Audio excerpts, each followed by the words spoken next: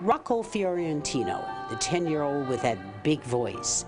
But his entrance to the world 10 years ago was shaky. The only child to Tina and Rocco Fiorentino was a preemie, 1.5 pounds. Too much oxygen robbed him of his sight. It was a fearful situation. I had left with a child that had 3 pages of medical issues and a heart monitor and feeding tubes and oxygen. And I remember thinking to myself, where do I go and who do I turn to? It was a long journey, over a year.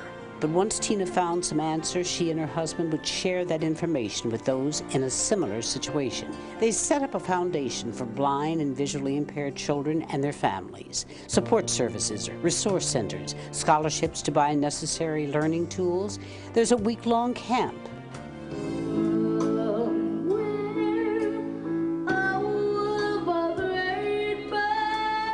But the greatest development was Rocco, his talents, his approach to life. When I do that, it punches like that. He teaches his classmates how Braille works. These are all my folders. Computer designed for the blind. How do you feel?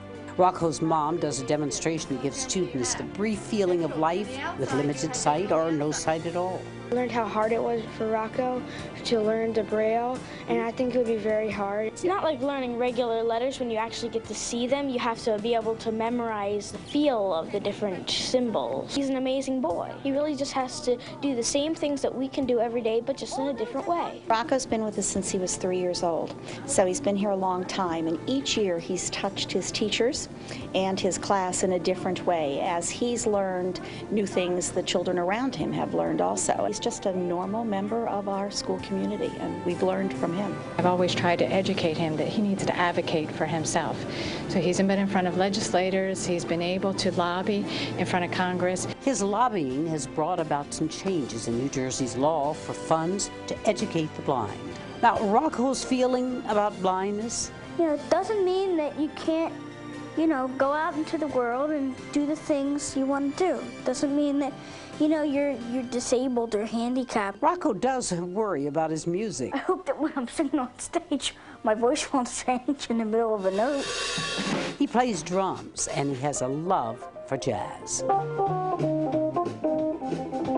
Singing, however, seems to be at the top of his list, and his musical dream would be to sing at Carnegie Hall. Rocco has a simple message that he says applies to his music, to meeting others, to life. If you don't believe in you and yourself, and nothing's gonna happen.